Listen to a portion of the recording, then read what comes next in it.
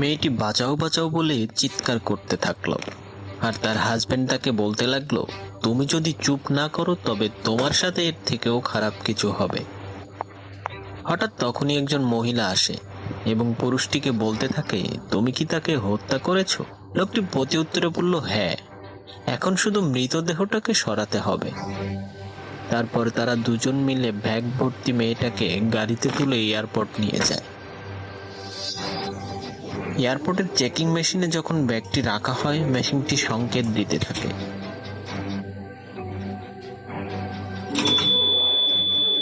তখন লোকটি এয়ারপোর্টের সিকিউরিটিকে বিশাল অঙ্কের ঘুষ দিয়ে দেয় এবং বলে বক্সে দেওয়া ঠিকানা এটাকে পাঠিয়ে দেওয়ার জন্য। এদিকে মেয়েটি দীর্ঘক্ষণ বক্সে বন্দি থাকায় শ্বাস নিতে না পেরে অজ্ঞান হয়ে পড়ে। যখন তার জ্ঞান ফিরল, মেয়েটি নিজেকে একটি ভিন্ন দেশে আবিষ্কার করল। মেয়েটি তার ব্যাগে শুধুমাত্র একটি পাসপোর্টই পেল, তাও সেটা অন্য একজনের নামে। মেয়েটির মনে অনেক প্রশ্নই ঘুরপাক খাচ্ছিল, কেন তার হাজবেন্ড তাকে এভাবে অন্য দেশে পাঠালো। তাই সে একটি মোবাইল ফোনের দোকানে যায় এবং তার বাড়িতে কল করে, কিন্তু ওপাশ থেকে বলা হয় এই বাড়িটি এখন বিক্রি হয়ে গেছে। তারপর মেয়েটি পুলিশকে ফোন দেয়, কিন্তু পুলিশ জানিয়ে দেয় তাকে কোনো হেল্প করতে পারবে না। কথা বলা শেষে ফোন রাখতেই দোকানদার তাকে $50 একটি বিল ধরিয়ে দেয়। কিন্তু মেয়েটির কাছে টাকা না থাকায় তাকে ক্লিনারের কাজ করতে হলো বেশ কয়েক মাস।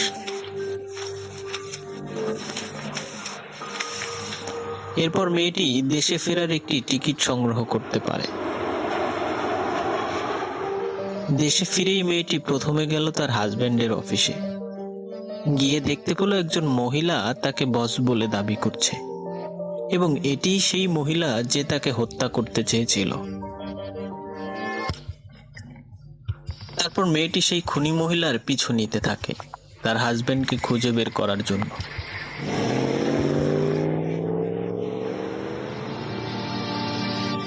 কিন্তু সেখানে পৌঁছে দেখে অন্য একজন পুরুষ সেই মহিলার জন্য অপেক্ষা করছে, যেখানে তার হাজবেন্ডের থাকার কথা ছিল। হঠাৎ খুনি মহিলাটির নজর পড়ে মহিলাটির উপর এবং বলতে থাকে, তুমি কে? তুমি কি আমার নতুন কাজের লোক? তখন মহিলাটি বলে, হ্যাঁ, আমি আপনার নতুন কাজের লোক। মহিলাটি ঝাড়ু দেওয়ার ছলে রুমের প্রতিটা জায়গা চেক করতে থাকে যে তার হাজবেন্ডের কিছু পাওয়া যায় কিনা। কিন্তু সে একটি ঘড়ি ছাড়া আর কিছুই পেল না।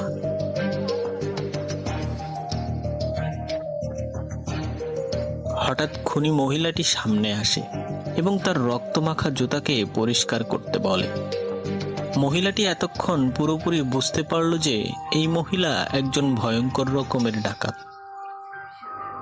আর এটা বোঝার পর থেকে তার স্বামীর জন্য দুশ্চিন্তার পরিমাণ আরো বেড়ে গেল।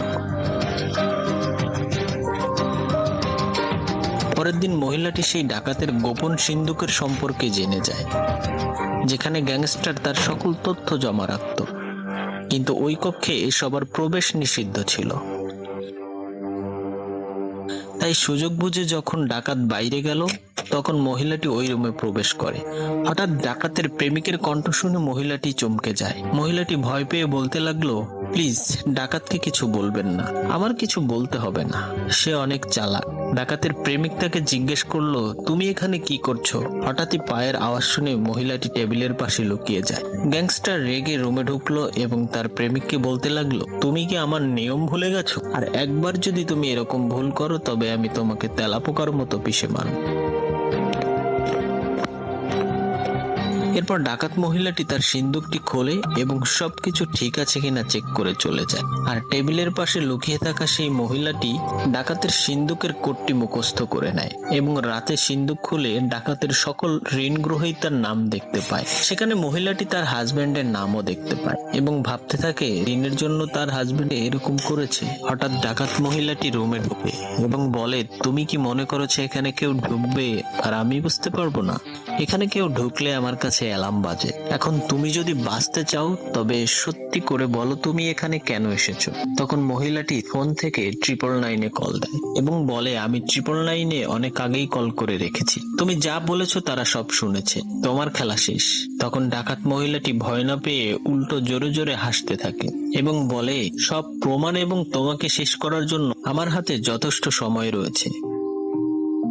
এটা বলে সে তার প্রেমিককে ডাকে তাকে গুলি করার জন্য, কিন্তু তার প্রেমিক মহিলাটিকে গুলি করতে পারবে না বলে জানিয়ে দেয়। তখন ডাকাত মহিলাটি তার প্রেমিকের নিকট থেকে অস্ত্র নিয়ে তাকে গুলি করতে চায়। তখন তার প্রেমিক সেটাকে প্রতিহত করে দেয় এবং মহিলাটি মাথায় আঘাত পেয়ে জ্ঞান হারিয়ে ফেলে। যখন তার জ্ঞান ফিরে সে দেখে সে বেঁচে আছে, কিন্তু বেশ আঘাত পেয়েছে। আর তার সামনে বসা ডাকাতের প্রেমিক বলছে, আপনি ভয় পাবেন না আর দুশ্চিন্তাও করবেন না, তাকে পুলিশ ধরে নিয়ে গেছে। মহিলাটি বুঝতে পারলো ডাকাতের প্রেমিক ডাকাত মহিলাটিকেও নিজেও ঘৃণা করত। তখন মহিলাটি তার স্বামীর নাম নিয়ে বলল, তুমি কি আমার স্বামীর ব্যাপারে কিছু জানতে পেরেছো তার কাছে? তখন লোকটি বলল, সে বেঁচে আছে এবং তোমার সামনেই আছে, আমিই তোমার হাজবেন্ড, সে আমাকে চেহারা পরিবর্তন করে দিয়েছে। এখন সময় এসেছে তোমাকে সব সত্যগুলো বলার। আসলে আমি তার কাছ থেকে একটি ছোট্ট ঋণ নিয়েছিলাম, কিন্তু এটার সুদের হার ছিল অনেক, যা আমার কাছে পরিশোধ করা সম্ভব হচ্ছিল না। এদিকে ডাকাত মহিলাটি আমাকে পছন্দ করে ফেলে, সে সুদের পরিবর্তে আমাকে চায় এবং তোমাকে হত্যা করতে বলে। আর আমি তোমাকে বাঁচানোর জন্যই অন্য দেশে পাঠিয়েছিলাম ব্যাগ ভর্তি করে, এবং আমাকে তার দাস বানিয়ে ফেলে। আমি দুঃখিত, আমার আসলে তোমাকে ঋণের কথাটা জানানো উচিত ছিল। তখন মহিলাটি বলে, আমরা আবার শূন্য থেকে সবকিছু শুরু করব এবং আমাদের সম্পর্কে কোনো গোপনীয়তা থাকবে না। আর সত্যিকারের সম্পর্কে গোপনীয়তা থাকতে হয় না, থাকতে হয় বিশ্বাস।